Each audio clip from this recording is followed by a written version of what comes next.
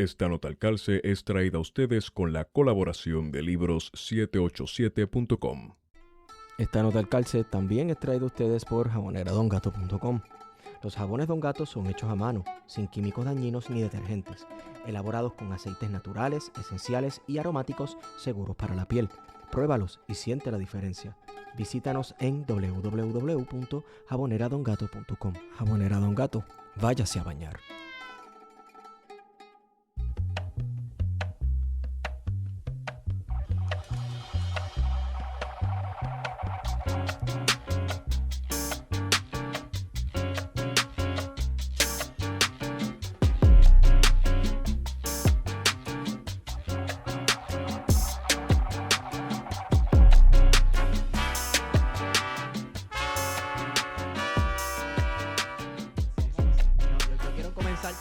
Quiero comenzar diciendo que responsabilizo totalmente a Hermes Ayala por esta situación que tenemos aquí. Así que... Que no es la primera vez. No es la primera vez, gracias. Ni será la última. Yo no sé si decir gracias o no sé, como que no sé. Pero habiendo dicho eso, buenos días, buenas tardes y buenas noches a todo el mundo que nos está escuchando. Hemos regresado con su podcast preferido, Plan de Contingencia. Me acompaña, como siempre, Guarionex Padilla Martí. ¿Qué es la que, Guario? Que la calle Esteban, hoy no solamente estamos en vivo, tenemos público. ¡Ey! Saludo al público que nos acompaña. Así que si escuchan background noise, es la cotidianidad hablando. Anyway, hoy nos acompañan el profesor, porque es profesor y me enteré ahorita. Yo tratándolo de tú ahí, bien al garete. Jeren Guerra, ¿qué es la que? Jeren Guerra, esa es nueva, me gusta esa. ¿Por qué? ¿No es Jeren Guerra? No, porque mi apellido es Guzmán. Guzmán. ¿Y de dónde yo saqué Guerra? Diablo. No sé, pero me gustó. Siempre pasa. ¿Sabes? Sí. Jeren Guzmán, diablo, ves, tú ves. Y también directamente de Venezuela vía Los Ángeles, Benny Márquez. Dime, por favor, que lo dije bien. Nada, aquí estamos agradecidos de estar aquí, compartir, hablar sobre la salsa, la música y nuestra identidad afrocaribeña. Vamos para encima. Vamos para encima. Vamos a para encima preguntando al aire. ¿Sonora Ponceña o Gran Combo? Sonora Ponceña. Gracias. De una. Jeren, ¿Sonora Ponceña o Gran Combo? ¿O te vas a te cortar las patas con alguien hablando de esto? Pues mira, para mí es difícil. Ajá. Es difícil. Pero yo creo que yo me voy por el Gran Combo. ¿Cómo Pero va a ser? ¿por qué? ¿Por qué? ¿Por qué? Lo que pasa es que Analice, discute y fundamenta. Exacto. primero tomando en cuenta que son dos estilos sumamente diferentes, ¿no? Claro. Sonora Ponceña siempre ha sido una orquesta con un sonido mucho más agresivo. Sí. ¿no? Y eso completamente apreciable, a mí me encanta. Sí. Sin embargo, algo que yo admiro mucho del Gran Combo es la capacidad que ha tenido el concepto Sí. de quedarse vivo por tanto tiempo y de evolucionar de manera serena. O sea que Sutil, ¿no? Gran Combo son el Daddy Yankee de la salsa. Que pasan los tiempos, cambian los estilos y los paradigmas musicales y se quedan relevantes. Pues mira, no había pensado en esa analogía, pero se puede decir que sí. ¡Ey! ¿Viste? Sí, lo podemos decir de esa forma. No, y es que el Gran Combo como orquesta también hay un sentido de colectivo Sí. que muy pocas agrupaciones han tenido a través de la historia de la música, ¿no? Sí. Y de la forma en que ellos mismos se han conformado, ¿no? La forma, ¿verdad? La visión de lo que tuvo el señor Rafael Itiel por mucho, el doctor Rafael Itiel. ¿Verdad que en estos días le dieron doctorado honoris causa? Doctorado honoris causa, Qué parte chulo. de la Universidad de Puerto Rico. Eso lo gestionó el doctor Carlos Sánchez Zambrana, mi mentor. Músico también, sociólogo. Un tipazo, sí. Sí. Excelente persona. Y parte del proyecto inicial con eso fue honrar a tres personas en la salsa con el mayor galardón ¿verdad? Académico por sus aportaciones a la cultura caribeña. De hecho, el doctor Rafael Itiel no fue el único. También se le otorgó el grado al señor Idi Palmieri y a Rubén Blades. Sí, fueron tres personas. En el caso de Eddie y de Rubén, pues no pudieron asistir a la ceremonia de grado por compromisos previos. Por eso, pues, se celebra entonces la ceremonia con Don Rafa. Sí. Pero sí, tenemos ahí al distinguido doctor Rafael Itier. Hay un personaje de la salsa que fue bien importante en Puerto Rico. Incluso la Sonora Ponceña lo menciona bastante, es Arsenio Rodríguez. Claro. Y yo creo que podemos hacer el segue al documental con Arsenio Rodríguez, porque Arsenio Rodríguez es cubano. Claro. Y las contribuciones de ese tipo a la salsa de aquí de Puerto Rico, tú sabes. Sobre todo con la Sonora. Ajá, exacto. Sí. Pues fueron brutales. Así que,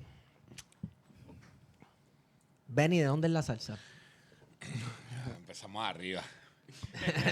Cuidado con lo que digas.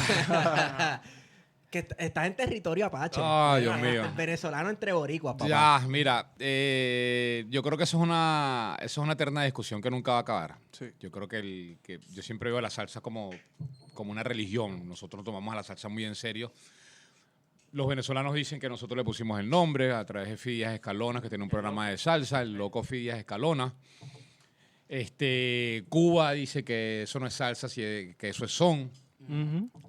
Los boricuas aquí en territorio apache dicen que eso nació acá. En Nueva York dice que no, eso no nació en Puerto Rico, eso viene del Bronx y del Spanish Harlem. Sin embargo, yo siempre trato de poner en esta conversación un punto bien importante, es que no podemos hablar del origen de la salsa sin nombrar al África. Claro. Hay que empezar por ahí. Siempre damos la discusión en estos 4 países, estéril, una conversación estéril, pero nunca ponemos a África dentro de esta discusión, porque sin el tambor, sin la clave, sin el ritmo, no hubiese salsa. Entonces yo creo que si vamos a decir de dónde es la salsa, habría que conversar por África. Sin embargo, yo creo que definitivamente la salsa es producto de un sistema migratorio de muchos países que se dio cita en una ciudad como Nueva York.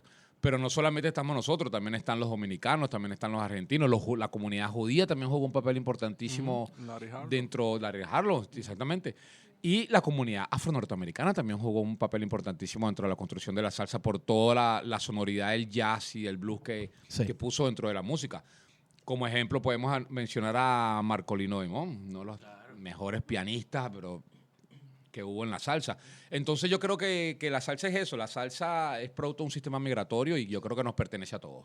Sí, y yo diría que, o sea, elaborando sobre ese concepto, yo diría que más que migratorio es un fenómeno transnacional. Sí. Sí, ahorita estábamos hablando fuera del aire, precisamente, que para discutir sobre la salsa tenemos que dejar en la puerta a nuestros nacionalismos. Sí, no, es una realidad y la historia de la música del Caribe está llena de momentos, ¿verdad? Lo que yo le llamo momentos transnacionales, ¿no? Siempre se habla, por ejemplo, de cómo las raíces de la bachata dominicana realmente están en Puerto Rico. Y te lo dicen los mismos Y dominicanos. te lo dicen los mismos dominicanos. Eso es otra discusión más. ¿Por qué los puertorriqueños no reclamamos la bachata como nuestra y hacemos nuestras aportaciones?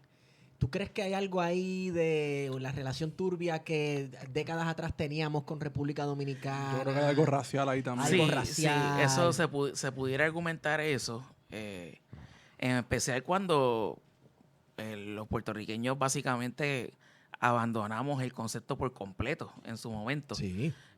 Y después es que a través de la influencia de las radios de banda corta y las referencias que habían llevado a la República Dominicana, que entonces los dominicanos empiezan a construir sobre eso.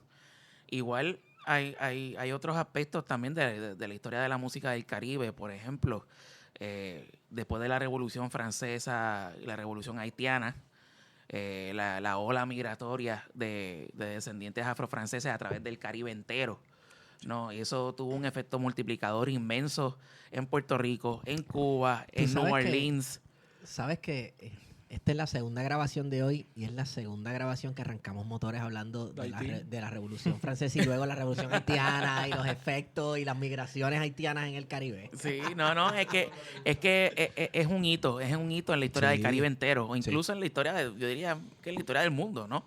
Por las repercusiones que tuvo. E interesantemente, mira, es un dato que pasamos por desapercibido. y que muchas de las raíces de la música caribeña contemporánea se pueden trazar desde ahí, ¿no?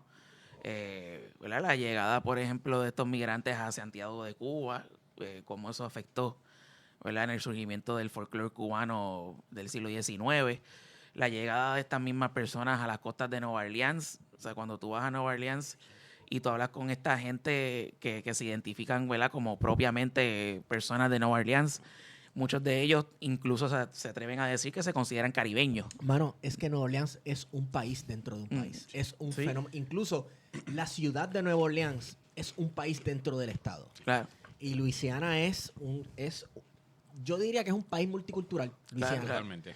Es increíble. Es un pequeño Caribe en la América Sí, continental. sí. No, y eso sin contar el hecho de que históricamente, ¿verdad?, cuando se escribe, ¿verdad?, este poema, ¿verdad?, Cuba y Puerto Rico son un pájaro, las dos alas reciben las mismas balas, un solo corazón. Sí. No es para menos tampoco. O sea, por muchos años Puerto Rico y Cuba se consideraban naciones hermanas, ¿no? Y al punto de que, pues, finales del siglo XIX, principios del siglo XX, la idea de la Confederación Antillana era una idea políticamente viable, ¿no? Sí. Y en ese sentido, bueno, Como la Gran Colombia. claro, sí, sí. Exacto. En ese sentido, pues, son muchos los cuestionamientos en cuanto a los desarrollos culturales, ¿no?, que se pueden llevar a cabo. Porque si la interacción era a tal nivel entre ambos pueblos, ¿por qué entonces tenemos esta guerra en la contemporaneidad sobre los orígenes de nuestra música, ¿no? Que Es algo más de los cubanos, Mira, porque por ejemplo sí, en el sí, libro sí, de sí. Padura, que hace estas entrevistas a distintos músicos, son los cubanos los que ponen la línea. No es que eso de la salsa, ¿qué es eso? Eso es algo de la Fania, eso es algo comercial. Y toman esa distancia. Yo no pienso que es algo más de músicos, porque incluso hasta mismo Rubén Blades así lo dice. O sea, que tenemos esa perspectiva tanto de puertorriqueños como panameños. Son los cubanos los que han puesto esa racha como para diferenciar. Esa discusión, dices tú. Ajá, pienso yo, ¿no? Sí, yo también, yo quería acotar algo ahí importante con el tema de dónde somos y el origen de las cosas. Pasa lo mismo con el merengue. Claro. El merengue es haitiano. Mira. También mira que- connotaciones mira raciales Que, mira ahí. que Trujillo hizo del merengue la música nacional. merengue. Te Sí. escucha un El dominicano y te asesina. Sí, Pero el merengue es haitiano. Sí. sí, Es haitiano. Con respecto a Cuba, yo creo que hay dos cosas, ¿no? Uno, bueno, obviamente el orgullo patrio, que es lo que hablamos antes de comenzar el programa. Sí, sí, sí. Pero yo creo que en la actualidad el tema de Cuba es que yo creo que Cuba no ha buscado la manera de insertarse dentro de la música latinoamericana. No. Yo creo que Cuba está todavía, los músicos cubanos están muy cerrados a su identidad, que está chévere. Hay Claro, que preservar sí, sí. nuestra cultura y Definitivo. eso está bien. Pero creo que en cierto punto pues choca también con todo lo que ha pasado y con todas las mezclas que se han dado. Entonces yo creo que eso está ahí, Ellos no terminan de aceptar que la salsa es la salsa, que sí tiene rasgos de la música afrocubana, pero hay un punto bien importante, que es lo social. Definitivo. Que es lo social, Sí, porque sí. como se vive la salsa en Venezuela, o bueno, como se vive la salsa en todo el Caribe, y quienes han escrito la salsa tiene un punto social que quizás el cubano no lo ha entendido con el resto de Latinoamérica. O sea, Pablo Pueblo esa canción tiene una identidad muy latinoamericana, que quizás el cubano no se identifica con Pablo Pueblo, pero un colombiano sí, o un boricua sí, o un venezolano sí. Entonces, yo creo que eso también está presente, como tú decías. Pero hay otra cosa. A mí me sorprendió, porque uno siempre hace preguntas, que mucha de esta música en Cuba no se conoce. Y eso tiene que ver con la cuestión política. Sí, Claro, tiene que sí, ver sí, con sí. que el Totalmente. bloqueo no solamente es de afuera, sino es un bloqueo también interno. Sí, totalmente. Porque tú hablabas allí de Maelo, puedes hablar de toda esta gente de la salsa gorda y son totalmente desconocidos. Desconocidos. Gente reciente, claro. Gilberto Santa Rosa, allí es Dios. O Andy Montañez. Sí, O Andy Montañez. Montañez. Montañez, Y eso es, claro. ¿de qué año? 90. Sí. ¿Verdad? Después que hay un proceso de apertura en el periodo especial donde va a entrar toda esta ya salsa romántica, particularmente, pero esa salsa vieja no entró. Sí. Yo creo que también es producto del bloqueo. Sí, sí. Que va de Sí, las dos sí, vías, sí, es lo sí, que quiero de ver. hecho, va de las dos porque hay vías. un bloqueo Sí. interno también de controlar qué cultura Sí. entra, qué cultura ¿verdad? Se escucha, etcétera. Hay de eso. De hecho, hay una anécdota histórica que evidencia un poco lo que tú estás comentando.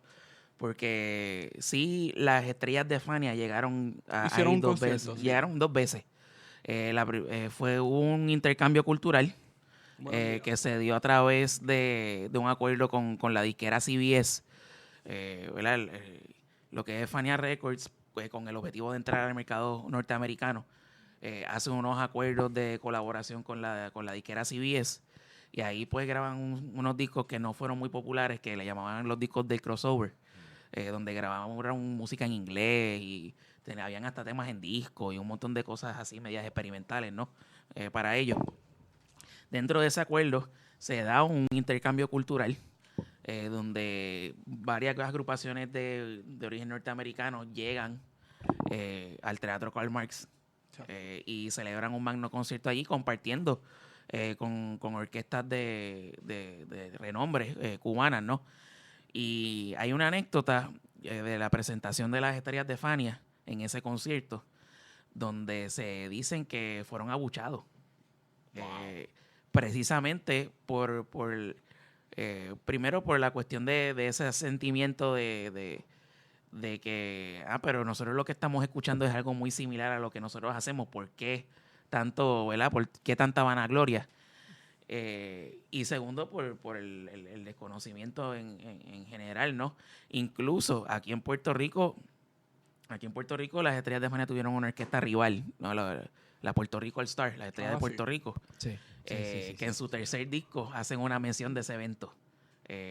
Así estilo tiraera, ¿no? En una de sus canciones. Oh, sí. Y fue un momento interesante, ¿no? Cuando sucedió. Después las estrellas de Fania regresan, estuvieron en un festival de Varadero. Pero más allá de eso, las interacciones fueron bien pocas. La típica 73 llegó a ir también, grabaron un disco allá en Cuba. Y fue todo un fiasco, ¿no? Porque pues por la cuestión política y hubo su controversia detrás de eso. Muchos artistas también en base a la cuestión política, ¿no? Muchos de ellos tenían una afinidad bien grande con lo que era el territorio cubano y querían acercarse al territorio cubano vis a vis otros que, ¿verdad?, vivían más de la nostalgia de lo que fue. Sí. El Cuba prerevolucionario, ¿no? Y pues estaban activamente haciendo campaña en que había contra. músicos y artistas que eran cubanos, que habían salido y que también, Sí. ¿verdad? Tenían unas restricciones para volver a Sí, Cuba. sí, Le pasó a Oscar de León, a Andy Montañez y Cheo Feliciano, que fueron vetados en Miami y los discos los sí. rompían. Y, Sí. Sí, sí. o sea, eran vetados Pero fíjate tú, por cómo ir a cantar a Cuba. Sí, la sí. salsa es básicamente un punto de convergencia cultural para toda Latinoamérica. Sin embargo, tú insertas el elemento, yo diría, ¿verdad? Como estábamos hablando ahorita, que la salsa incluso puede ser hasta un tipo de idioma universal latinoamericano. Insertas el fenómeno político, insertas la cuestión política y comienza la Se controversia. calienta Sí. la cosa. Definitivo. Totalmente. No sé, yo creo que no ha existido ningún otro género musical donde eso ha ocurrido. Esta cuestión es una cuestión cultural universal, ¿verdad? De todo un continente, pero cuando metes el elemento político, se tranca el bolo. Supongo que recientemente, bueno, mentira, se me ocurren un par de controversias dentro del mundo del hip hop. ¿Cuál? Zumba, Yo mejor no menciono gran va. Entonces, no, pero claro, tú sabes, en toda Latinoamérica y Puerto Rico no es la excepción, ¿verdad? Dentro del hip hop hay lo que aquí llaman un hip hop conciencia, un hip hop crítico, un hip hop que se ha autodenominado como revolucionario y eso choca con otras lógicas, con el hip hop de otros países, ¿verdad? Que, bueno, yo vivo en la revolución, pero veo unas contradicciones también y siento la necesidad de señalarlas, etcétera, y eso crea choques, Sí, bueno, claro. que todo el mundo conoce. Anyway, habías dicho que el origen, si bien todas estas controversias, todas estas convergencias, es África. Sí. Te tiraste para África. Sí, en el 2016 estuve en África haciendo un documental que se llama Mamá África, que realmente debía haberse llamado Ifriquía, que es el nombre original de lo que el mundo occidental cambió, pero el real nombre es Ifriquía, no es África. Y fue una experiencia bien hermosa desde lo espiritual y desde lo cultural, porque me permitió enlazar y saber de dónde carajo yo venía. Porque acuérdate que cuando nosotros salimos de África, como hombres libres, llegamos como esclavos, nosotros no tuvimos la oportunidad de decir, bueno, yo quiero ir para Cuba, a mí me dejan en Puerto Rico, yo voy para Venezuela. A nosotros nos fueron tirando, ¿no sabes? Por toda Latinoamérica, nos fueron un poquito aquí, un poquito allá. Y ir al África me permitió curar también, como que con mi ancestralidad y saber de dónde yo venía. Fue una experiencia muy, muy hermosa, y hacer el documental de Mamá África me llevó a hacer el documental de salsa. Entonces creo que como que las cosas se fueron concadenando poco a poco en cuanto a mi discurso. Yo como documentalista, lo que trato de hacer es contar historias de dónde carajo venimos y quiénes somos. Y creo que es importantísimo hacer este trabajo desde lo genuino, no desde la investigación, porque yo cuando hago documentales, yo no hago un guión previo y paso 3 años escribiendo. Yo trato más bien de que el documental sea vivo, de llegar al sitio, de olerlo, de percibir lo que pasa y ir construyendo la historia a medida que va pasando. No me gusta un poco hacer guiones. Yo confío muchísimo en el instinto del documental. Lo que pasa es que supongo yo, ¿verdad? Y nosotros hemos hablado con varios documentaristas sobre su proceso creativo, etcétera, y en muchas ocasiones hacer un guión como guía general es útil para uno organizarse, pero expone a uno a adaptar las narrativas o las cosas que tú ves, las adaptas a este guión preconcebido que ya tienes, en vez de tú documentar tu proceso de cómo reaccionas ante lo que te tiraste a ver para Puerto Rico. Sí. No, y que cuando estás haciendo un documental las cosas cambian. O sea, las cosas cambian. Yo, por ejemplo, en este proceso, yo empecé a hacer la película hace 4 años, y en el segundo año tuve una reunión con una productora, y ella me dice, nosotros no financiamos películas, nosotros financiamos cineastas. ¿Y cuál es tu historia? Yo me quedé así pensando, o sea, porque yo veo una película, pero no siento que tú estés ahí. Y eso me llevó a sentarme 3 meses frente a la película y verla, y ya tenía como 50 minutos de película. Wow. Y entendí que tenía que estar dentro de la historia, porque sin saberlo yo estaba contando mi propia historia migratoria. Y pasé 3 meses como que pidiéndole permiso a la película para poder entrar en ella. Insertarte, sí. Sí, y así ha sido un proceso muy bonito, porque eso me ha permitido también escribir sobre mi proceso migratorio desde que me fui a Venezuela. Y hoy en día estoy dentro de la película y tengo una voz importante de la película, y creo que esa voz parte de la experiencia de haber salido de Venezuela, de ir recorriendo, de estar en Puerto Rico, de estar en Nueva York, de estar en Colombia, y darme cuenta de que somos iguales, de que tenemos una misma identidad afrocaribeña, y que no hay ninguna diferencia en estar en un barrio de Caracas como San Agustín, o estar en el barrio La Perla, o estar en Bogotá. O sea, realmente estamos bañados de una misma realidad social y política y cultural. Sí. Cosa que es bien curiosa, porque Puerto Rico tiende a tratar de descontextualizarse de sus realidades culturales y geográficas por nuestra complicada relación con los Estados Unidos. Sí, claro. ¿Verdad? Pero somos tan caribeños y tan latinoamericanos. Totalmente. Como tú. Totalmente. De hecho, nosotros compartimos algo bien importante, que es la parranda. Sí. O sea, nosotros también hacemos parranda venezolana, y tiene la misma métrica, la misma melodía, el mismo espíritu social y de comunión en las Navidades. Nosotros compartimos muchas cosas en común, solamente que las visas, que la frontera, que los imperios nos han separado, pero nosotros tenemos muchísimas cosas en común. Tradición de los aguinaldos también. Totalmente. La tradición de los aguinaldos la compartimos. De hecho, sí, ¿verdad? Ya yendo un poquito, ¿verdad? por esa vía, si nos ponemos a escuchar música de años atrás, ¿no? De promesa de reyes, muchas cosas que ocurrían en el oeste del país, por ejemplo. Aquí en Puerto Rico incluso hay instrumentos nacionales que mucha gente no conoce y que existieron. Eso es gracias como gracias al Instituto de Cultura que Ay, sí, escogió unos para eliminar a otros. Hay unos argumentos ahí que se pueden llevar, claro.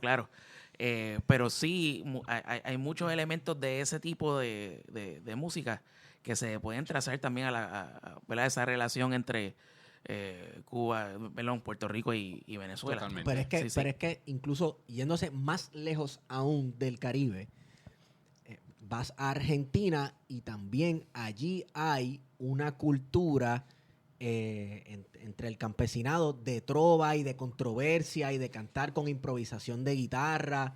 Es una cosa genial que parece ser, también parece ser algo universal de nuestras culturas. Bueno, es como el tango. Ajá. El tango es africano. Sí. El candombe en Uruguay, ¿verdad? Que Exacto. está en esa El misma tango, parte ahí el tango, tú dices en de La Argentina Plata. que el tango es negro y se No, muere. no, te guindan. Sí. Recuerda, No. nunca le preguntes a un Y es argentino tango. de apellido alemán que hacía su abuelo de 1939 a 1945. Por eso es que es controversial. Por eso es que es controversial decir que el tango es de origen africano. El fado que está El en fado Portugal, tiene sus Portugal, orígenes en Brasil claro. también. Candombe uruguayo, totalmente. Con eso fue lo que no contó el imperialismo. No contó con que todas estas naciones que iban a conquistar y subyugar se les iban a colar en la cultura inevitablemente. Claro. Seguro. Inevitablemente. Anyway, mencionabas ahorita que la salsa es como una religión. ¿Cuál es el pueblo más fanático? ¿Cuál es el país más fanático? Más fanático religioso de la salsa. Mira, antes de responderte eso, quería retomar algo que se me ha olvidado. Para mí la salsa es la madre del barrio. Ese es un concepto que, bueno, a mí mi mamá no me crió, yo fui criado solamente por mi papá. Y ese lado maternal que yo siempre tuve a mi lado fue la salsa. La salsa fue la que me dio a mí los códigos para defenderme en la calle, ¿me entiendes? Y no dejarme joder y poder enamorarme de una mujer y tener respeto y tener códigos de respeto y de humanidad. La salsa fue mi madre. Yo creo que hay que empezar por ahí, que la salsa es femenina. O sea, no es el salso.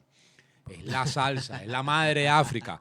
Entonces hay una serie de puntos ahí bien importantes que hay que decir. ¿Qué es lo que me estaba preguntando que se me fue? ¿Cuál es el pueblo? Mira, el pueblo más más fanático. fanático religioso de la salsa? No creo que es Puerto Yo Rico. creo que en este sí, yo momento. creo que Puerto Rico. ¿Tú crees? ¿Cómo va a ser? Sí, yo creo que Pues, Puerto ok, Rico. pues vamos a entrar a un Eso es tema un que argumento hablé contigo. interesante. Sí, yo creo que Hablé contigo por teléfono y quiero entrar en este tema. yo creo que Puerto Rico. El último Día Nacional de la Salsa fue un fracaso.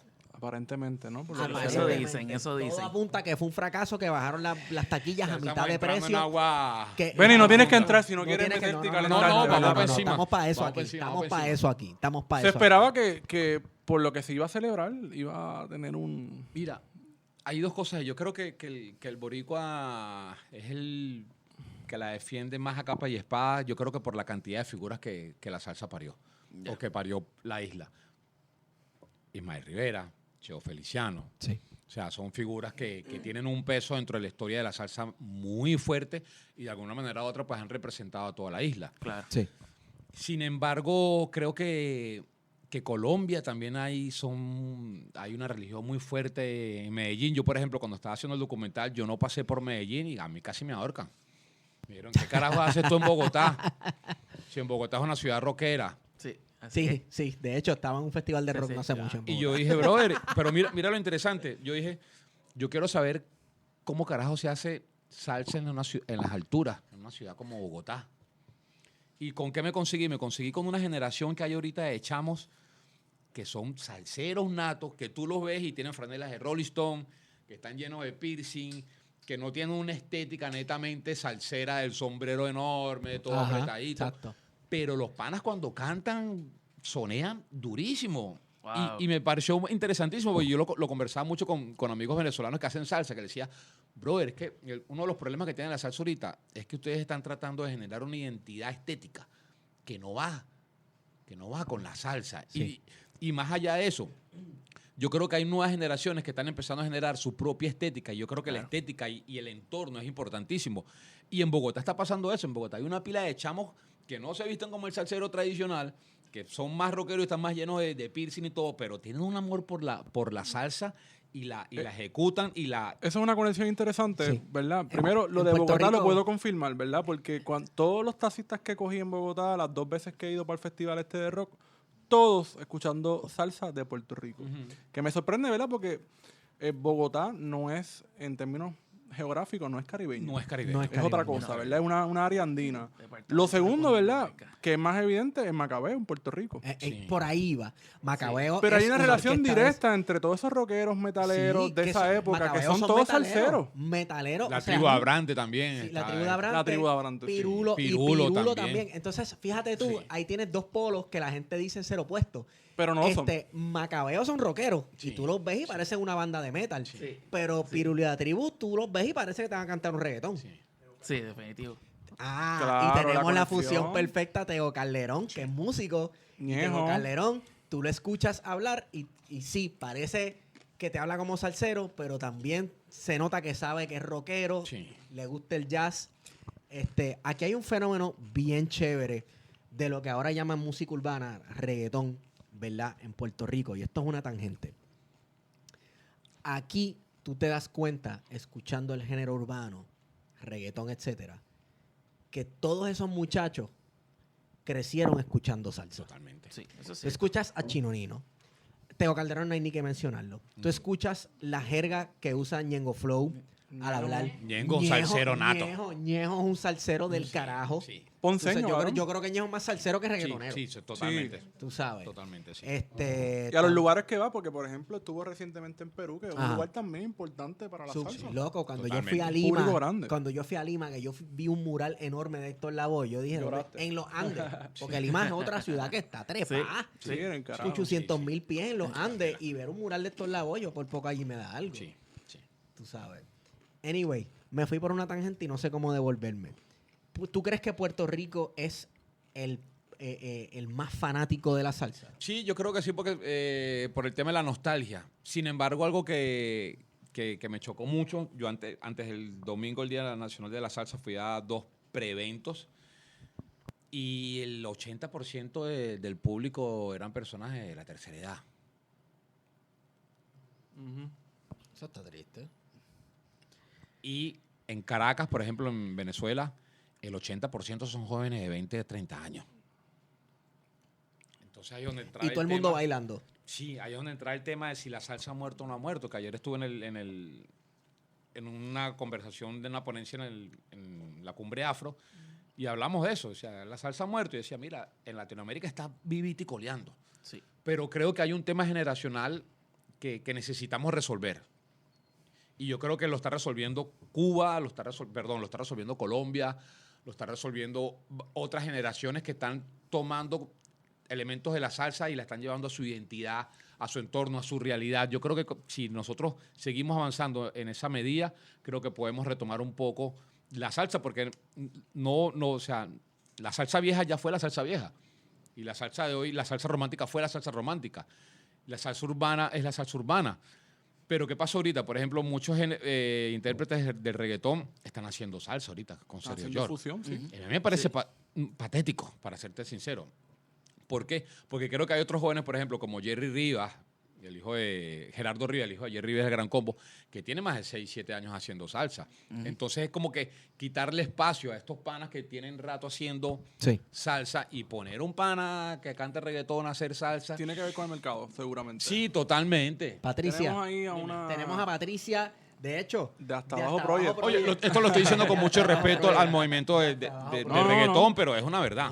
No. Queremos escuchar. Que la fusión de reggaetón y la salsa viene desde el día 1. No hay tal cosa como que viene de ahora, que le están quitando espacio. Esa fusión viene desde antes. Yo siempre he dicho que los reggaetoneros son los hijos de los cocolos. Como que los que nos gusta Sí, el reggaetón, mi totalmente, mamá y mi país son totalmente. cocolos 100%. Sí, Total. es Así que verdad. esa mezcla viene desde el día 1. Lo que pasa es que quizás es una cuestión de la industria tratando mercado, de, sí. como hizo en un momento dado, qué sé yo, Enrique Iglesias, como Sí. hizo Shakira, que están Sí. utilizando los de ahora. Sí. Bueno, y en lo un que momento está dado pegado fue la para montarse bachata. en el hype. Sí. Don Omar, por ejemplo, que Don- fusionó que sí, con la que- bachata. Oye, le Bueno, quedó bien, yo le quedó soy, bien. yo soy, yo Don soy, Omar es un llorón por naturaleza. así yo que- soy rapero. Yo soy amante del hip hop, del rap. Claro. Pero mi primera influencia para entrar al mundo del rap fue la salsa. O sea, escuchar a Héctor Lavoe fue después de escuchar a Rakim o a Chris One y entender de qué carajo estábamos hablando. Incluso hay sampleos dentro del hip hop. Totalmente. Que son totalmente. pescado de la salsa. Sí, Digo, sí. también muchísimo del jazz. Pero de la salsa, pescado, totalmente. Sí, totalmente. Sí, yo quería, ¿verdad?, contribuir un poco a la cuestión de la que mencioné el compañero sobre Puerto Rico ser el fanático número 1 religioso de la salsa. Y es interesante porque aunque sí entiendo que ¿verdad?, desde el punto de vista de lo que es, ¿verdad?, ese sentido de identidad, no. O sea, nosotros siempre vamos a defender a nuestros artistas de manera bastante feroz, ¿no? Sí, también he visto mucho lo que mencionas en cuanto a las poblaciones, ¿no? Y sí hay que tomar en consideración, ¿no?, que Puerto Rico es de las poblaciones más envejecidas en el mundo. Incluso recientemente se reafirmó creo que lo en leí en estudios. Ya lo que triste, loco. Sin embargo, aquí en Puerto Rico se dio un fenómeno bastante, ¿verdad? Yo diría que bastante controversial para algunos. Para mí es simplemente, ¿verdad?, parte del proceso cultural, ¿no? Y es el hecho de que cuando se da el boom bien grande del reggaetón para allá, para el 2003, 2004, bueno, esa época, sí a nivel de producción musical y a nivel de lo que es la industria, a nivel local y en cuanto a lo que es el dinero que se invertía ¿verdad?, en los artistas, ¿no? Hubo un cambio circunstancial, ¿no?, en cuanto a quién se le daba el dinero, ¿no?, a quién se apoyaba a nivel de industria.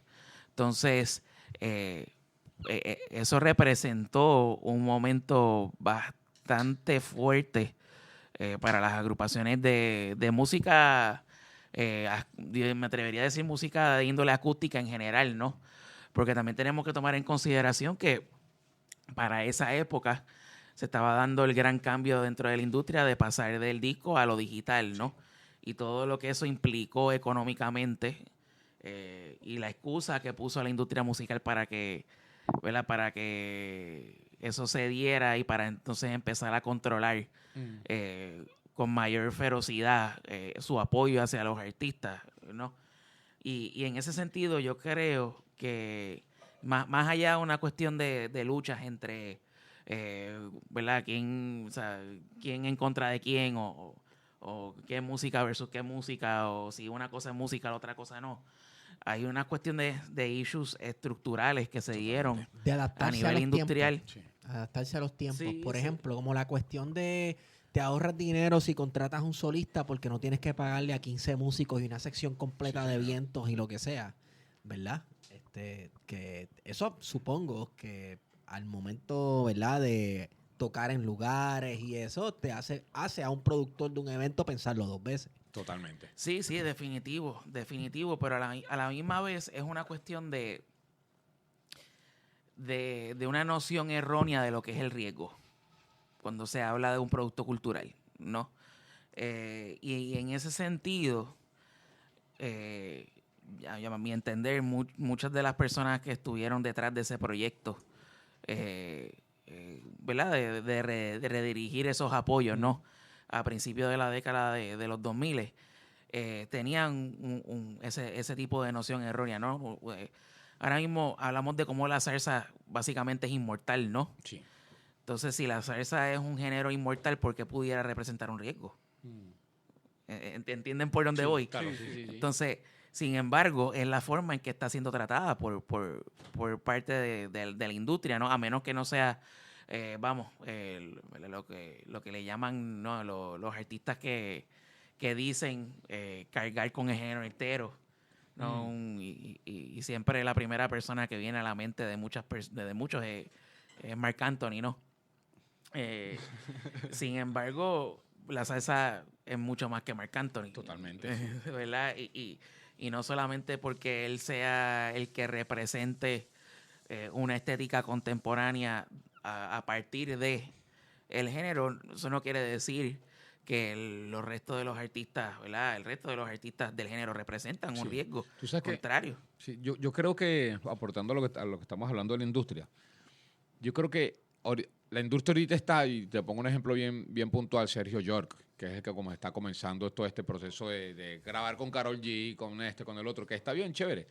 Pero yo creo que es una estrategia errada, porque él está diciendo, bueno, déjame agarrar el género urbano y ponerlos a cantar salsa para retomar un mercado.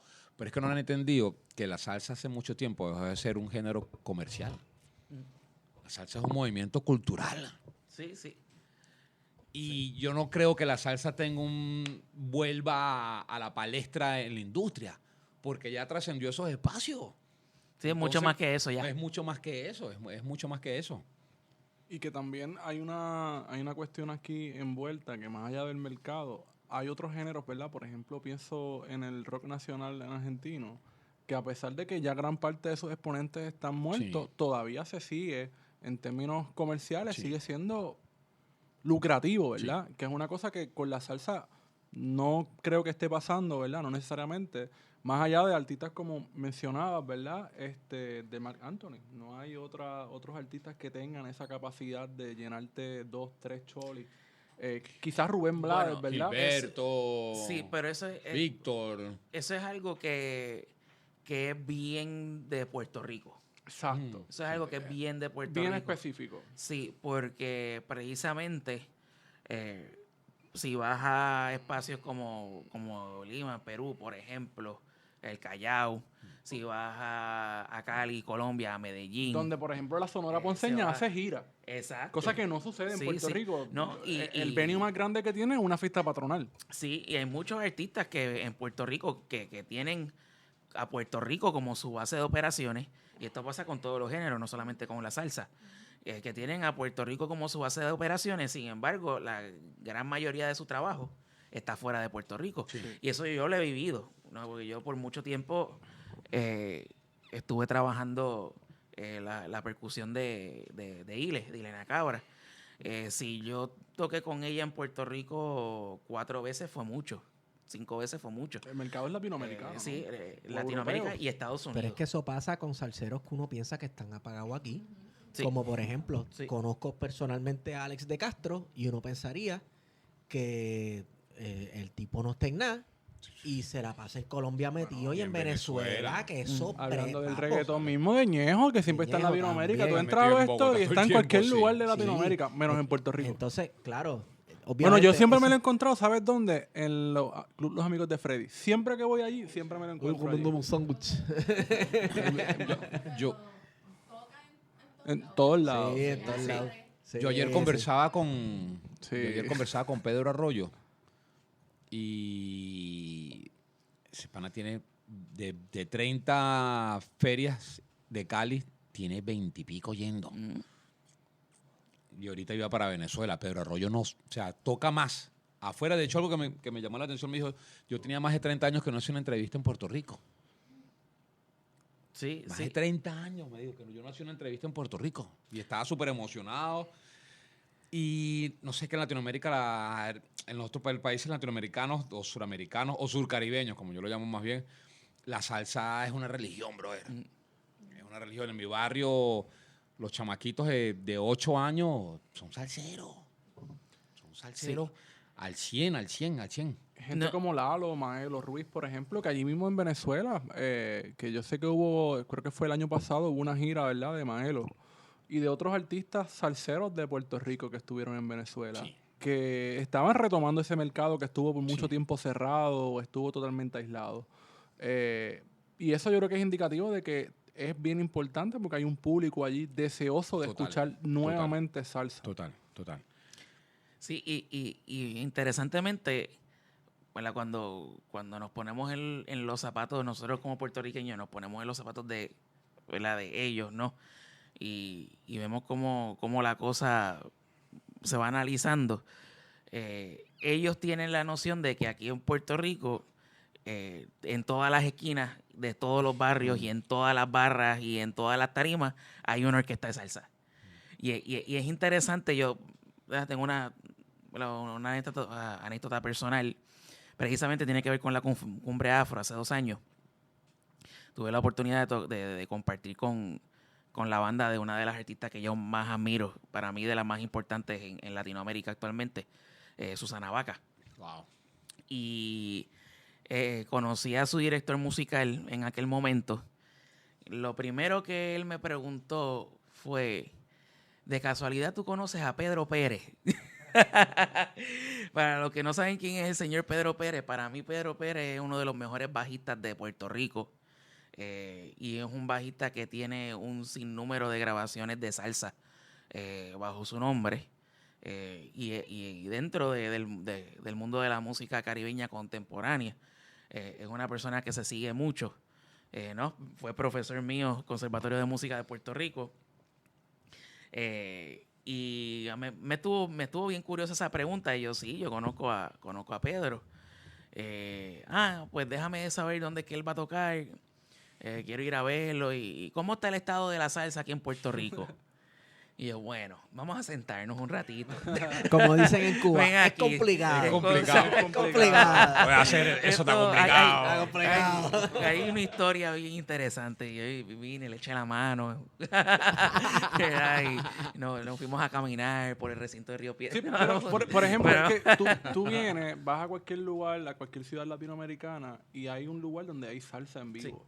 Sí. En Puerto Rico, no necesariamente. No necesariamente, correcto. Quizás una vez a la semana en el Boricua, por decir un lugar específico. Pero fuera de ahí yo no conozco. En Mayagüez está Baranaza, cerró para el 2015 más o menos. Pero fuera de ahí tú no ves lugares donde haya salsa en vivo. Incluso Ahora en Puerto pregunto Rico yo- hubo un lugar que fue básicamente el epicentro de un renacimiento salsero que hubo con el surgimiento de Macabeo y de Pirulo y la Tribu, que fue el New Yorican, el New Yorican Café en Viejo San Juan. ¿Existe todavía? No, ese lugar fue legendario. O sea, fue legendario sí. y fue el epicentro de un renacimiento de la salsa en Puerto Rico, en el que gente joven comenzó a interesarse. También ayudaba mucho que daban clases de salsa allí. Un ambiente chévere de jangueo. Así que vas allí a ver jevas, a bailar salsa, a escuchar a Mangano, que toda tu vida tú lo has visto que es un metalero, pero ahora está tocando y cantando en una banda de salsa y es un tripeo. Sí. Esto se acabó. Un taller para muchos músicos. Exacto. Ahora mismo están tocando en una orquesta muy reconocida. Sí. Sí. Ahora, la pregunta es, ¿qué hay que hacer? Yo Le creo pregunto yo a ustedes. que es complicado, sí, pero hay algo que puede ser tanto de ventaja como de desventaja, que va por la misma línea de algo que estabas mencionando ahorita, y es que la nostalgia está de moda, ¿verdad? Pero el pasado que vivimos, ya eso pasó y no podremos revivirlo. Entonces, el puertorriqueño tiene que parar de buscar el próximo Maelo o el próximo Héctor Lavoe. Tú sabes. Hay maneras nuevas de hacer música, hay unos temas universales, pero hay nuevas cosas de las cuales uno puede hablar. Claro. Dentro de la salsa se puede hacer las cosas de manera distinta. Yo soy músico de tocar en la iglesia en los weekends, así que yo no sé nada absolutamente de música, pero tal vez el compañero aquí pueda orientarnos sobre...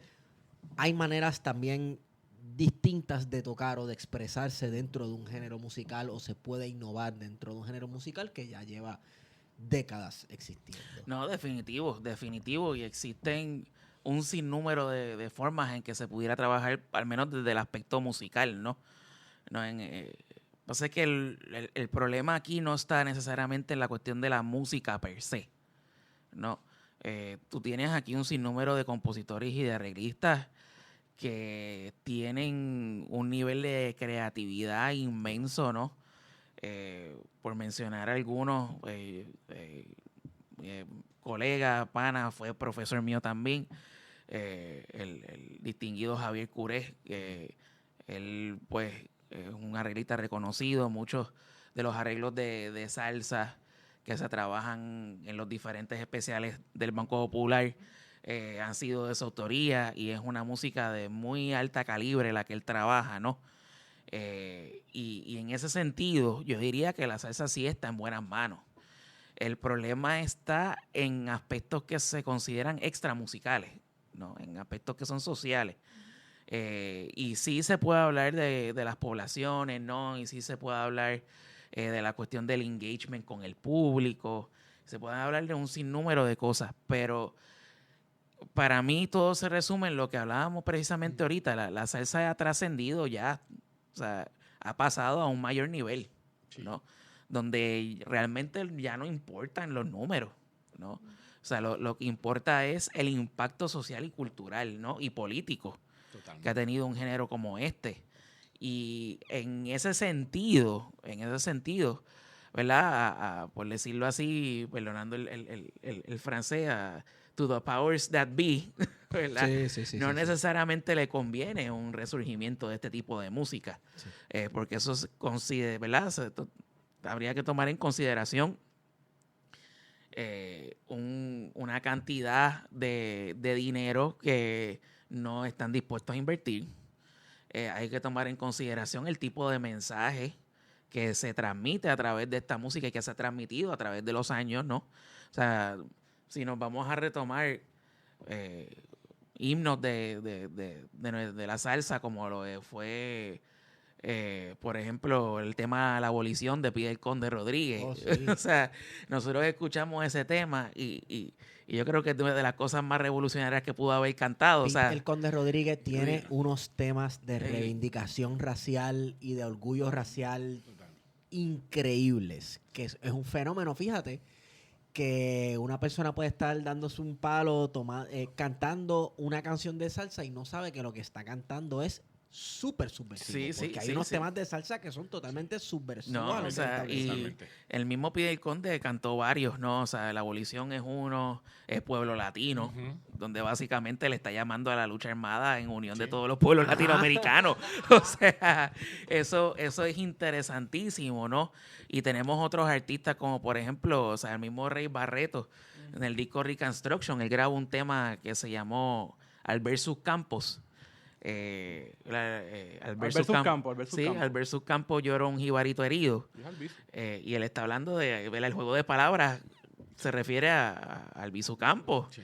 No, y hay todo, ¿verdad? Una mensajería oculta que ocurre también en muchos de los géneros contemporáneos, ¿no?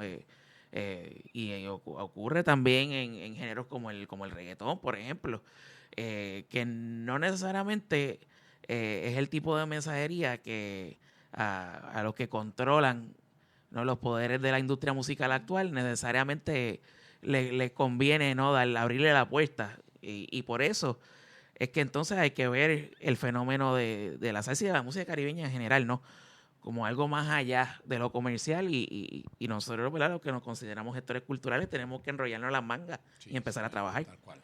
Jeren, abonando a eso, por aquí Armando, ¿no crees que ese fenómeno también pasó en el jazz, donde en el 40 y el 50 con el swing y el Big Bang era la música comercial norteamericana? Y entonces muchos teóricos dicen que el jazz llegó a su cúspide a final de los 50 y luego dejó de ser comercial, pero el jazz sigue siendo la cultura norteamericana. Sí, no, definitivo. Sí, y más allá de la cultura norteamericana, la cultura afro-norteamericana, Exacto, ¿no? exacto. Y el jazz es ¿verdad?, un sello de eso, y eso no se puede negar. Y interesantemente eso fue un fenómeno que fueron los mismos músicos los que tomaron, ¿verdad?, los que tomaron las armas, por decirlo así, en ese sentido, ¿no? Y llevaron a cabo, ¿verdad?, lo que le llaman esta clase de cultural jamming, ¿no? Buscar la forma de cómo utilizar mis herramientas culturales, ¿no?, y mis expresiones, más allá de para apelar a la gente, sino crear este tipo de ejercicio de ingeniería cultural, ¿no? Y en ese sentido, el surgimiento del bebop se da gracias a esa idea, ¿no? Precisamente muchas de estas agrupaciones de música bebop explícitamente lo que te decían eran: nosotros no queremos a gente bailando aquí, punto. Exacto. Y no era porque estuvieran en contra del baile o que estuvieran en contra de que su música se bailara. Eso no era el punto. Sino el punto era precisamente hacerle frente a la hipercomercialización de lo que era su música. Y el bebop en ese sentido se convirtió en una expresión de guerra cultural. Y luego las vertientes que salieron de eso en los años 60 con el movimiento de los derechos civiles. Claro, definitivo. Y el jazz tomó papel protagónico ahí, ¿no? Y muchas de las expresiones musicales que se dieron a partir de eso respondían hasta cierto punto a fenómenos que habían ocurrido dentro del jazz. En el mundo de los inmigrantes latinoamericanos se dio el fenómeno del bugalú hasta cierto punto como producto de eso, ¿no? O sea, las fusiones de todas esas músicas, pero también en raíz de lo que se estaba dando políticamente, ¿no? Un acompañamiento social. Sí, y ese era el contexto. Pienso en Herbie Hancock y el disco experimental que ellos hicieron que rescatan elementos de la música tradicional de distintas naciones africanas. Sí, por eso voy por ahí, porque todo esto se está dando, ¿verdad? El surgimiento de la salsa en los 60, sobre todo en los 70, es análogo a un proceso de descolonización en África. Ujú. Y ahí está la figura, por ejemplo, de Fela Kuti. Claro. ¿Verdad? Que estuvo en un momento dado en los Estados Unidos, su música no gustó, fue bien problemática por su contenido en términos líricos, en una coyuntura donde los movimientos por los derechos civiles de la comunidad afroamericana también estaba viendo lo que estaba pasando en África y en Asia, toman de ejemplo muchas de esas acciones militantes para ir tumbando ese sistema de segregación en los Estados Unidos.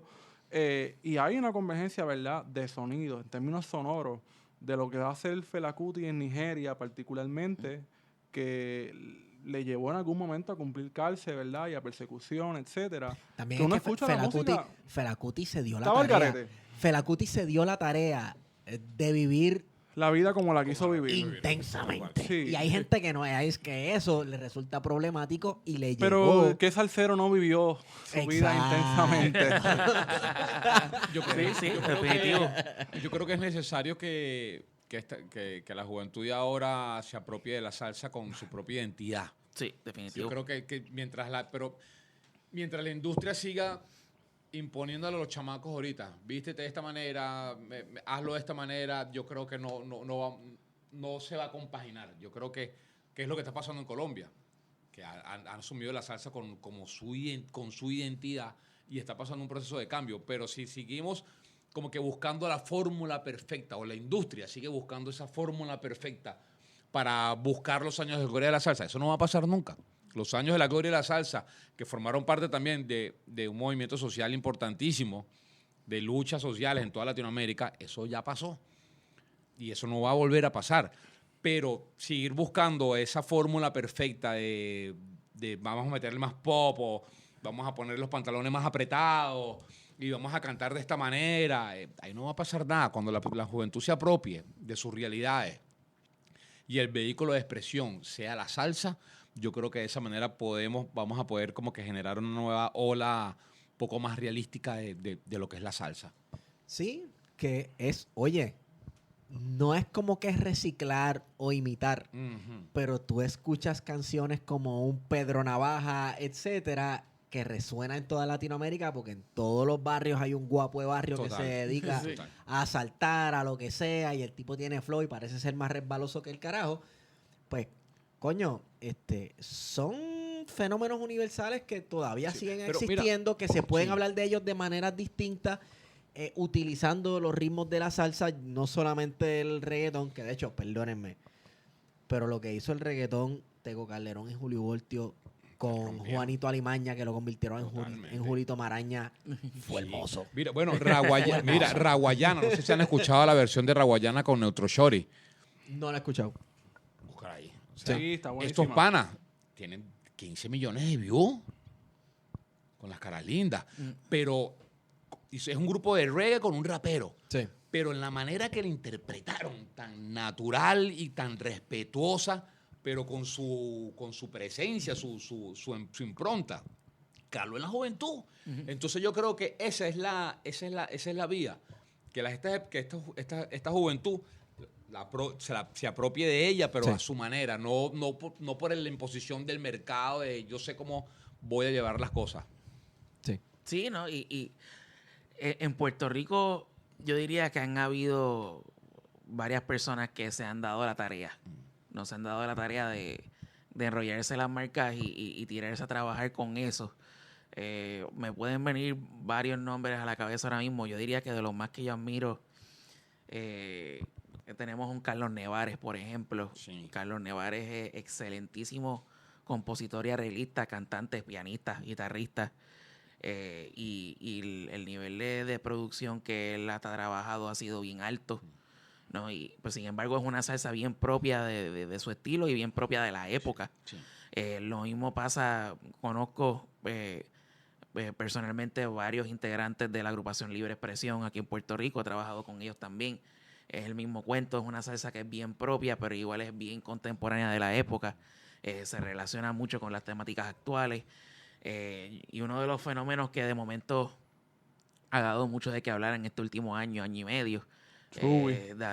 Chuy es tremendo porque Chuy ya se adentra en lo que es las fusiones, ¿no? Ujú. Sí. Y han hecho un excelentísimo trabajo, un grupo de jóvenes muy buenos y con poco han logrado hacer mucho. Y sí también puedo mencionar a David Rivera y la Bámbula. Totalmente. No, eso No lo he escuchado. de todos los grupos yo creo que David Baterista, Rivera ¿no? sí. Ese es interesante porque yo diría que es la primera vez en la historia de la salsa que tú tienes a un baterista como band líder de salsa. Sí, totalmente. Y no sí, no, y o sea, su estética es bien propia. Como Pedro Martínez Sí, también. exacto. Que han asumido ese rol de bandera. Sí, totalmente. ¿No? de acuerdo. Y es un baterista tocando salsa y cantando salsa Sí, no, duro. soleando. Sí. O sea, es una cosa que es bien interesante, sin contar el hecho de que tiene un bandón detrás, que es una cosa... Sí. Espérate, el tipo está tocando batería y soneando. Sí. Tiene esos dos hemisferios del Totalmente. cerebro con un desarrollo. Yo soy un Totalmente. cavernícola al frente de ese Sí, programa. si tienen la oportunidad de buscar las sesiones de La Loma, claro, Ajá. o sea, Norberto, o sea, ha hecho Ajá. también un excelentísimo Sí. trabajo con las sesiones de La Loma. Pero Juan Pablo, papi, que Juan Juanpico. Pablo, él mismo me comentó una vez, él dice, yo después que saqué el segundo disco, yo me fui a la salsabática, me dice. Sí. No, porque él Pero está Juan Pablo haciendo- Díaz canta brutal, pero- es unas sí, canciones no, preciosas. a que mí yo me no- fascina. Yo no sé por qué no se pone con algo. Sí. Lo que pasa es que ahí también entra un detalle bien particular que ¿verdad? Muchos artistas lo hemos sufrido, ¿no? Y es la cuestión de la falta de apoyo y la precariedad de la cual hablaba ahorita, ¿no? Sí. Y ahí tú te das cuenta que precisamente personas como el mismo Juan Pablo Díaz, que o sea, fue apadrinado por nada más y nada menos que Gilbertito Santa Rosa y Jerry Medina, que a pesar de que sacó 2 discos que musicalmente fueron excelentísimos, ¿no? Y que sonaron en la radio, Los escuché. pues no a nivel a Masivo. nivel nacional, a nivel de proyecto nacional, no se le ha dado la apertura que alguien como él se merece, ¿no? Entonces, ok, volvemos a un tema que es bien importante. It's all about the money. O sea, llenar el choliseo con un trapero, aunque tengas que vender las taquillas al final a peso, es los chavos. Sí, Es sí, los sí. chavos. Se trata de los Sí, chavos. sí, para bien o para mal. Yo diría que, pues, o sea, mis convicciones políticas me llevan a pensar que es más para mal que para bien. A mí también. Pero sí, es la realidad. Pero De hay que que la vivir, realidad es la hay que realidad. vivir, hay que pagar, hay que... No, definitivo, Claro. definitivo. Hay que vivir y hay que pagar. El problema no es el qué, el problema es el cómo. El cómo. Claro. Entonces, volvemos a la pregunta. Si es una cuestión de dinero, si es una cuestión de a las agencias publicitarias les va mejor con tal trapero que con tal salsero, que no es culpa del trapero, no es No. culpa de No, él, obviamente que no, no. es culpa para nada. del, no es Obviamente culpa que no. del reggaetonero, tú sabes.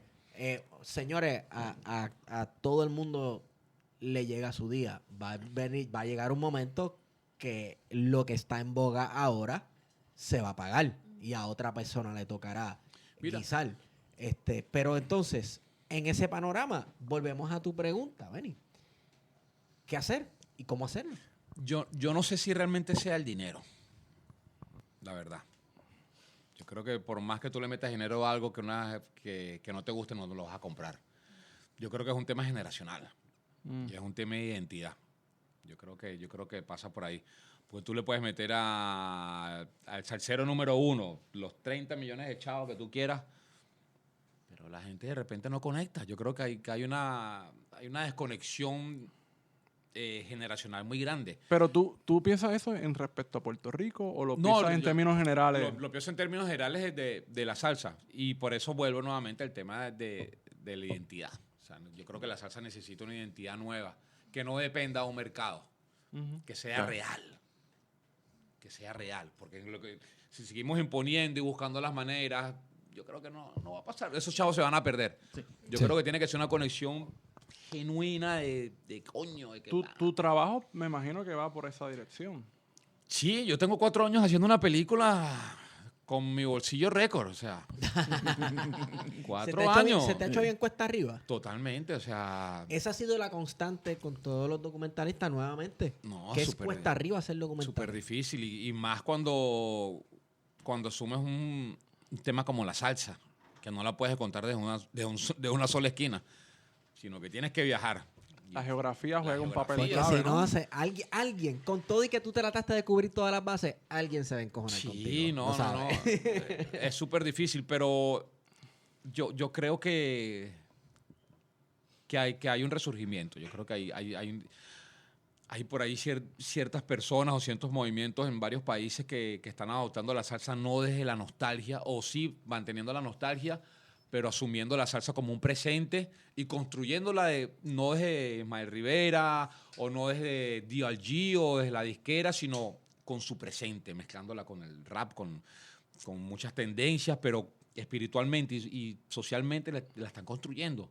Entonces yo creo que es cuestión como más bien de tiempo, pero si ponemos todo el peso en la balanza a decir, bueno, es que necesitamos dinero para pegar, esos chavos están perdidos. Sí, supongo esos que chavos están perdidos. Sí, los objetivos deben de ser mucho más out of the box, por decirlo así. Sí. En términos de los lugares que has visitado para documentar, ¿qué lugares has visitado? Mira, Venezuela, que es una plaza sumamente salsera. Yo creo que el 70% de todos los artistas o músicos boricuas, su primera tarima fue en Venezuela. O su primer viaje. Fue un mercado sumamente importante totalmente. Perdóname, pero total. Si hasta Nicolás Maduro se pone a bailar salsa en televisión. Gran parte de los discos que tengo de salsa vieja vienen de allí. Sí, totalmente. De hecho, la salsa se podían pasar hasta los otros días. La salsa llega a Colombia por Venezuela. Y ahí hay un tema social bien importante. Acuérdate que Venezuela es un país productor de petróleo. Y hacer un vinil costaba nada. Diatre, ¿verdad? Bueno, TH Records. No costaba nada. Yo voy para Venezuela y me traigo 50, 100 discos todavía. Sí. Hay una producción de discos allí. No ahorita, pero se hizo tanto disco. Hay demasiado, claro. Hay demasiado disco. Entonces, Venezuela juega un papel muy, muy importante dentro de la salsa. Colombia también ha sido un viaje hermosísimo. El no ir a Medellín, ir a Bogotá y descubrir salsa en las alturas. Ha sido un viaje increíble. En Puerto Rico me ha costado. En Puerto Rico me ha costado la película. De hecho, también acuérdate que mi película no va de estrellas ni de nombres, sino el protagonista es la salsa y el protagonista en el documental de salsa es el pueblo, es la esquina, es el barrio. De hecho, estuve en contacto con un cantante muy reconocido que no lo puedo nombrar, pero no es boricua. Ah, bueno. Me estaba cobrando $300,000 por una entrevista. ¿Qué va a hacer? $300,000. Yo dije, no te preocupes, que el protagonista de esta película no son ustedes. No son ustedes, o sea. Wow. El protagonista de esta historia está en todas las calles de Latinoamérica y está regado por todos lados. Ustedes no son los protagonistas de este documental. Aquí el protagonista es el barrio, porque la salsa, o sea, dentro de la película yo no hago una reconstrucción cronológica de la salsa. Yo hablo de qué representa la salsa para el barrio. Es una historia oral lo que estás haciendo, Totalmente, recopilando. Totalmente, pero $300,000. Ven acá, Una locura. La acción de insertarte dentro del documental? ¿Te costó, no te costó? ¿Te sentiste vulnerable? ¿Te sentiste tal vez como que, bueno, pero ¿y quién soy yo? ¿Qué es esto? Como Mira, que no. me sigue costando todavía. Me sigue costando porque cada vez que la película crece, agarra un rumbo distinto.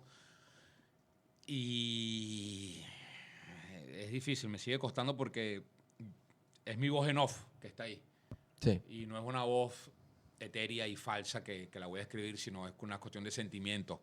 Entonces el ejercicio que he hecho es hacer un libro que se llama Bitácoras de un salsero, y en cada paso de la producción del documental, con todos los sinsabores que he tenido en varios países, Sí. pues he empezado como que a reflexionar sobre lo que me ha costado. Entonces llego a la película, la pongo y escribo y la veo y digo, es que todavía no estoy ahí.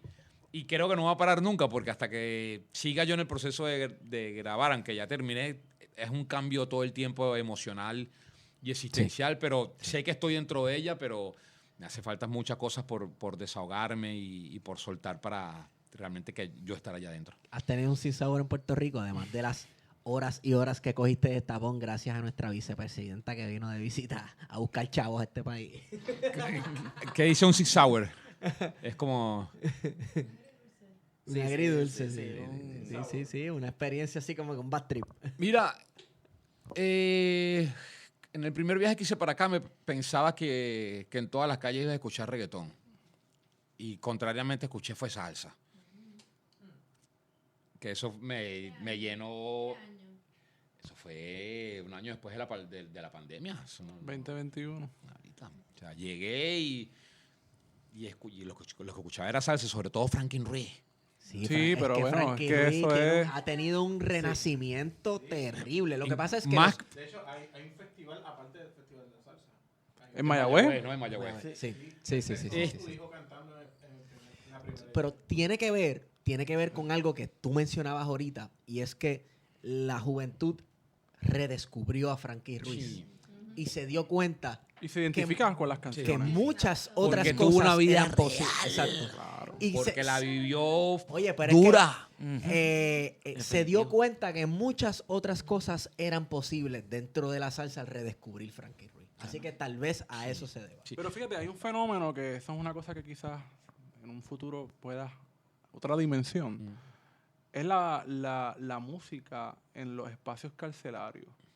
Totalmente. Salsa. Salsa, seguro. No, seguro. Reggaetón, seguro. trap, no. Seguro, Salsa. seguro. Cualquier cosa, tú escuchas chamacos de mi edad, 30 o de 25, cantando. Sí. Canciones y yo digo, mira, te está cantando algo de Maelo. ¿De dónde lo escuchó? No sé. Pero Porque- mira, disculpa, no sé qué. No, pero sabes que me llama la atención esa referencia tan específica a la salsa a pesar de la edad. Sí, pero fíjate que ¿por qué esta generación conecta con Franklin Ruiz? Porque la gente está buscando una identidad y algo real. Que la discografía no te la vende. Te vende un salserito de torta. Sí. Y la gente está buscando el real. Coño, También ¿qué le ta- pasó a pero Frankie? es que- exacto, es que tiene que ver con la historia de Frankie Ruiz. Claro. Tú sabes, Sí. al puertorriqueño le gusta el underdog, Claro. porque el puertorriqueño ha sido underdog Claro. toda su vida. Y ve a Frankie Ruiz como un underdog y como esta estrella a punto de explotar, de brillar, tanto potencial y de momento... Sí. Y yo creo que muchos puertorriqueños se identifican con eso. Creo que también por eso fue un palo en este país la película de Héctor Lavoe, Sí.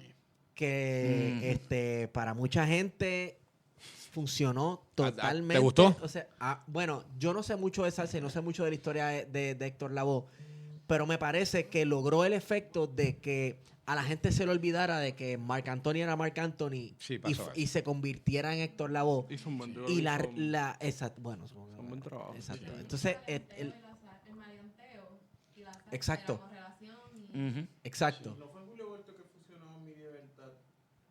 con Jerry Rivera. Igual con Jerry Rivera. Jerry Rivera. Y ahorita Julio. salió la película ¿quién fue que hizo una película ahorita de salsa? Bueno, no recuerdo ahorita. Pero con respecto a Puerto Rico, yo le he pasado muy bien acá. O sea, yo no he tenido ningún sinsabor. Yo creo que estoy descubriendo una isla hermosísima donde hay un pueblo que está luchando por su libertad, por su independencia. Creo que hay una juventud bien puesta para lo suyo. Y bueno, una de mis ideas es venirme a vivir para acá. O sea, imagínate el cariño y el amor que le tengo a este país. Definitivo. Porque me conecta muchísimo con casa y yo tengo una relación bien personal con Puerto Rico de hace más de 15, 20 años con el movimiento de rap. O sea, con Vanguardia Subterránea, con Luis Díaz, Exacto. con Velcro. Buen amigo de nosotros, sí, Luis Díaz. con Saludalo. Yalsi, con Hermes Ayala, con Nuffset, con Ted One, que Ted One dijo algo bien importante hace muchísimos años. Dijo, hablando sobre el rap, dijo, lo mataron en el norte, pero nadie sabría de la resurrección del rap en América Latina.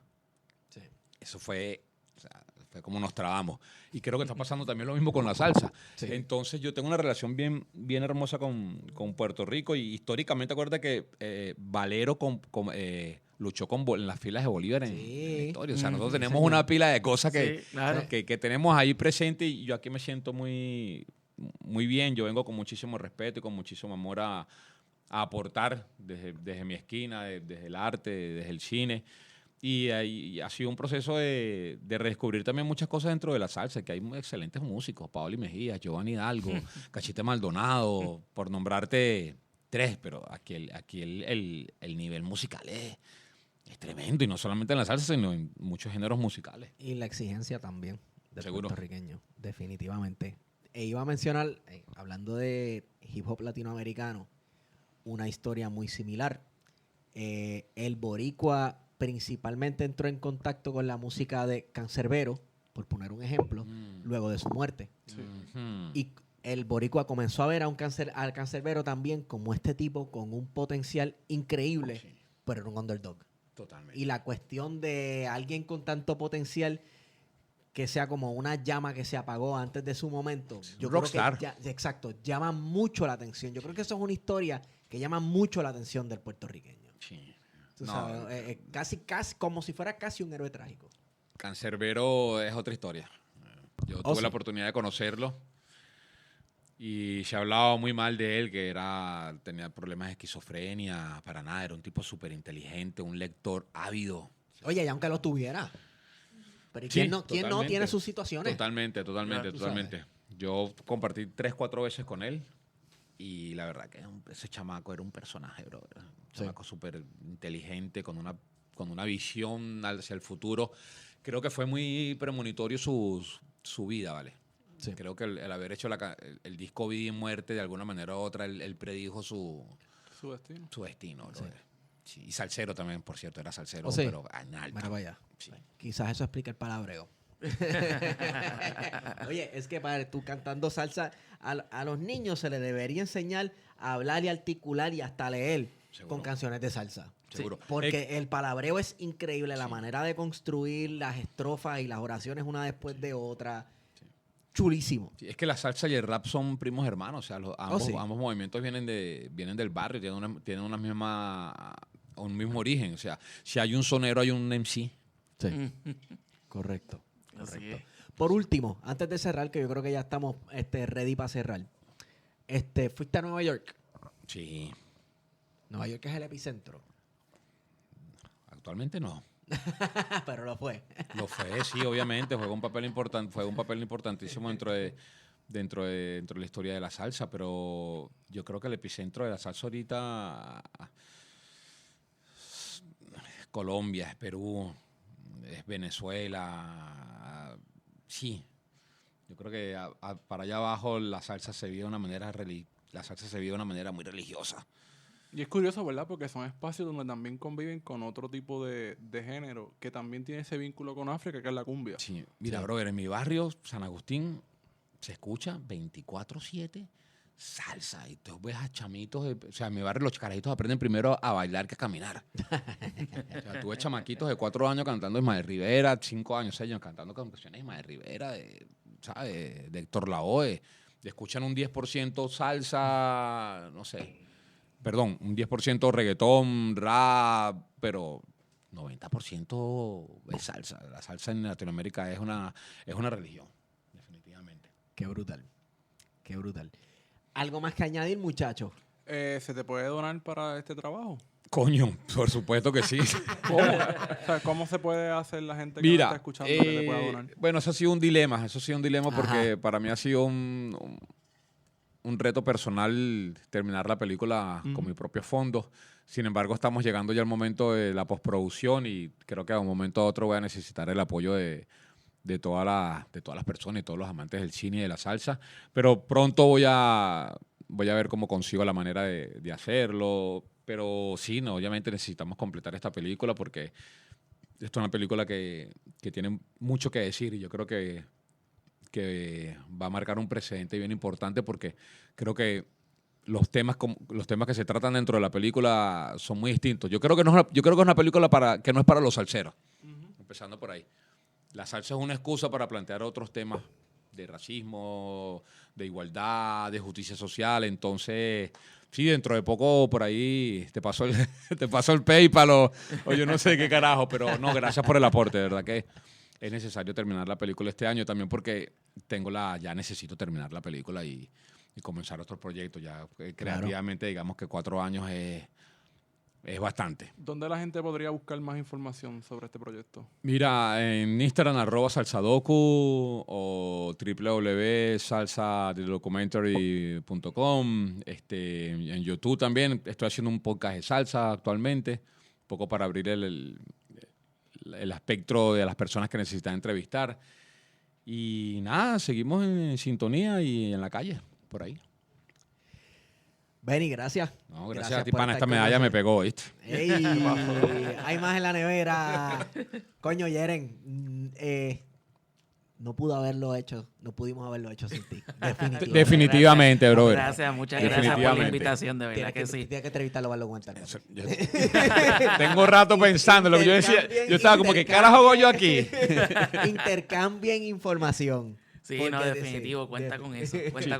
Mira, no, cerrando, yo creo que una cosa que admiro muchísimo de ti es que si hay algo que carecen muchos músicos a nivel latinoamericano es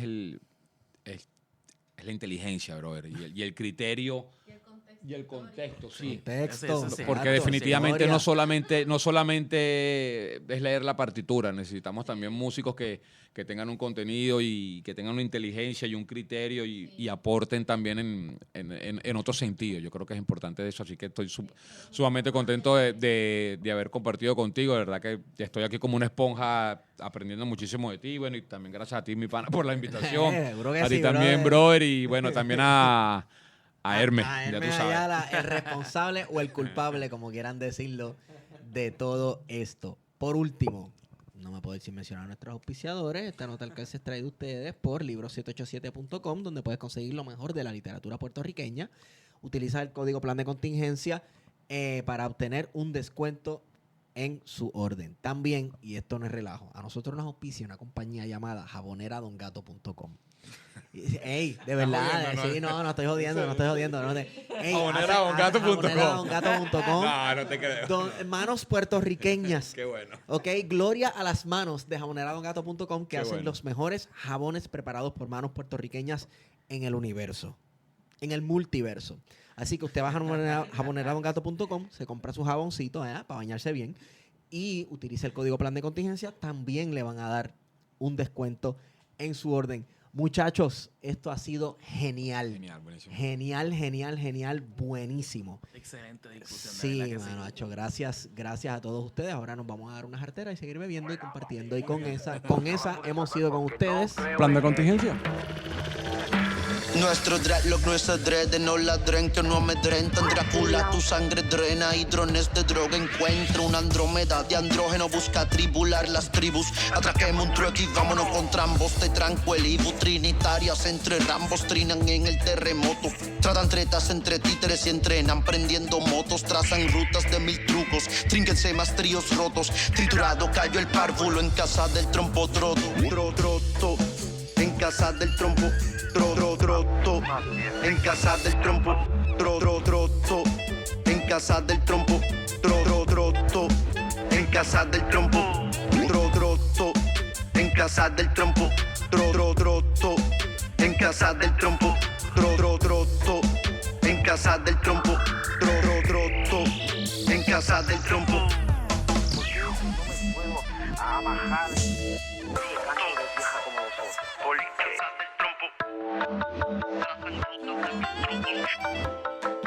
Me entristecen tus propinas. Hay que abrir los ojos, papel. Y el trauma que te dio el trópico. Trauma que te dio el trópico. Trauma que te dio el trópico. Trauma.